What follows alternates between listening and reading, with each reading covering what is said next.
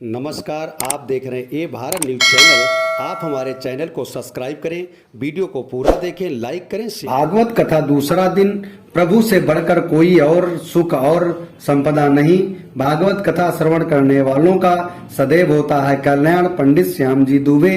Reporter Ramswaroop Mishra. जनपद सीतापुर के पिसावा क्षेत्र के शेरवाडी गांव कबीरा बाबा स्थान पर चल रही श्रीमद् भागवत महापुराण के द्वितीय दिवस रविवार को कथा में अमर कथा और सुखदेव जी के जन्म का वृतांत का विस्तार से वर्णन किया गया।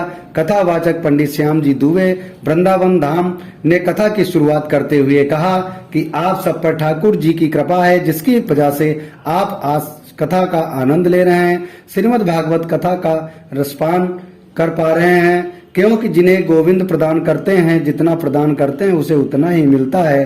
कथा में यह भी बताया कि अगर आप भागवत कथा सुनकर कुछ पाना चाहते हैं, कुछ सीखना चाहते हैं, तो कथा में प्यासे बनकर आए और कुछ सीखने के उद्देश्य से, कुछ पाने के उद्देश्य से आए तो भयो भगत कथा जरूर आपको कुछ नहीं बल्कि बहुत कुछ देगा।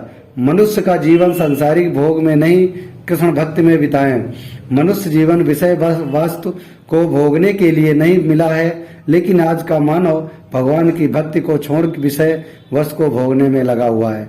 उसका सारा ध्यान सांसारिक विषयों को भोगने में ही लगा हुआ है। मानव जीवन का उद्देश्य कृष्ण प्राप्ति स्वशास्त्र और है। उन्होंने कहा कि हमारे जीवन का उद्देश्य कृष्ण को पाकर ही जीवन छोड़ना है, और अगर हम ये दृढ़ निश्चय कर लेंगे कि हमें जीवन में कृष्ण को पाना है, तो हमारे लिए इससे प्रभु से बढ़कर कोई और सुख संपत्ति या संपदा नहीं है।